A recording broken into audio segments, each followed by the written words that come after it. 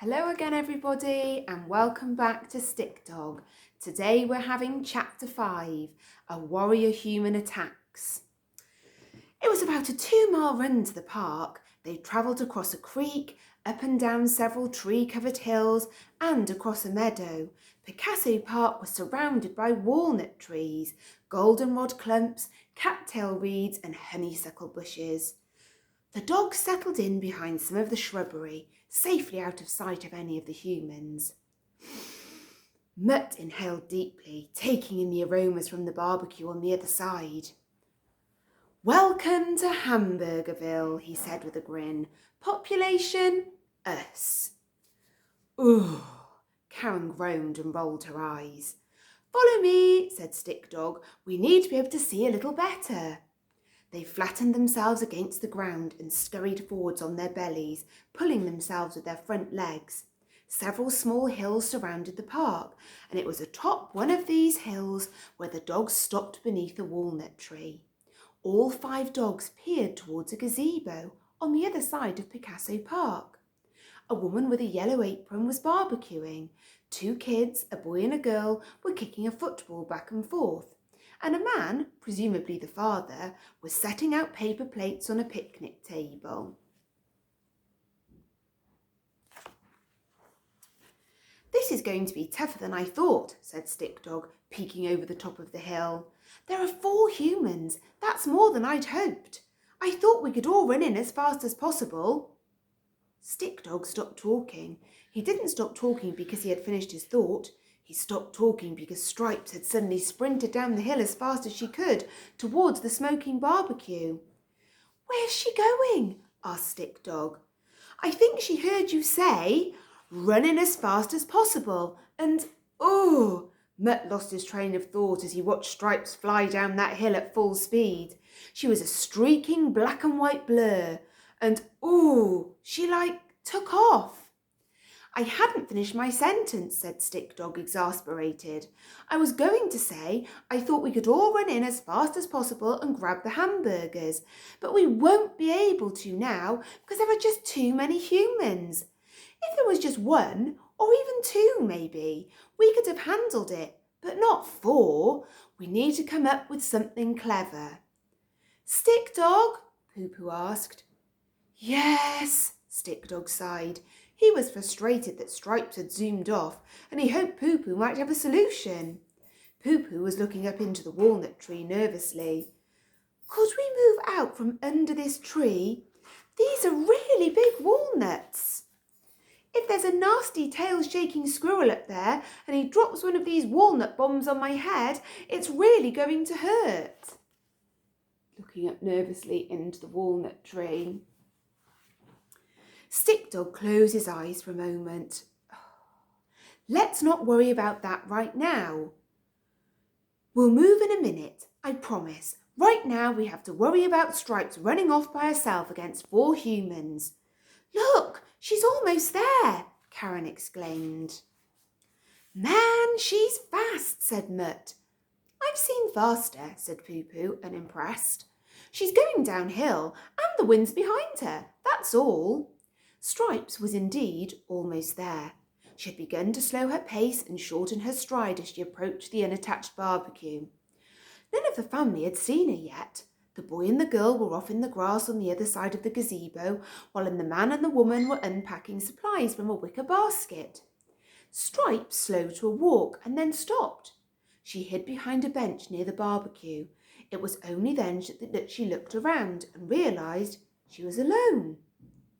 Her head jerked up and her eyes focused on Stick Dog, Mutt, Karen and Poo Poo, who were staring at her from on top of the hill.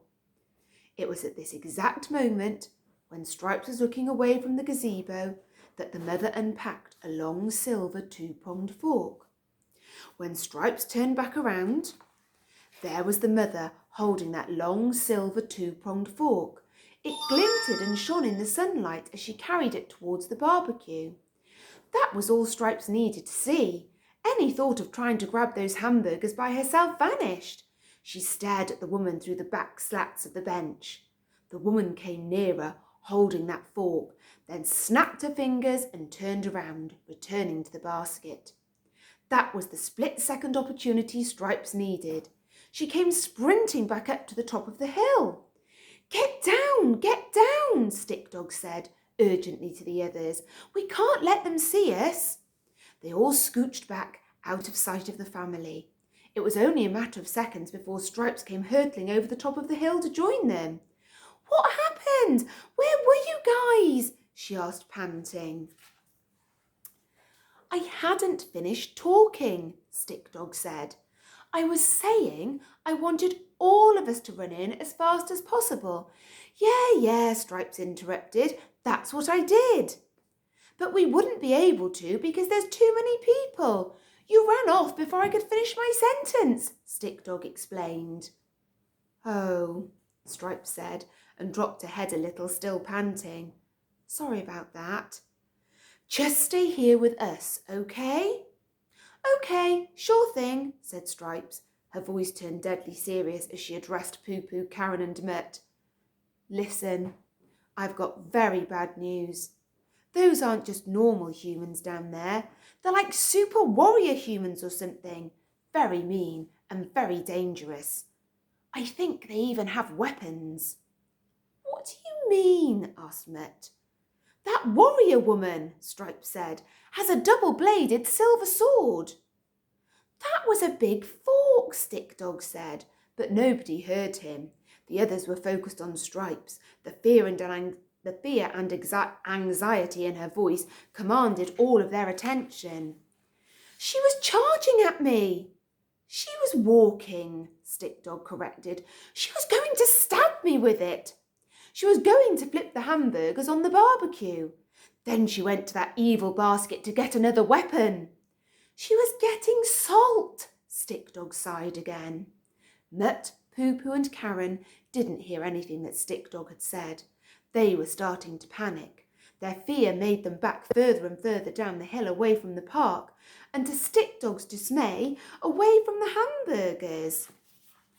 You can see them there backing down the hill. Stop, Stick Dog said firmly. Everyone calm down. Come back up here. They're not warriors with weapons. They're just having a picnic. And they use that metal thing to cook the hamburgers. That's all. They don't use it to stab hamburger thieves, asked Stripes. Of course not, Stick Dog said. Are you sure? Mutt, Karen and Poo Poo asked in unison, inching back up the slope towards Stick Dog. I'm sure, Stick Dog nodded.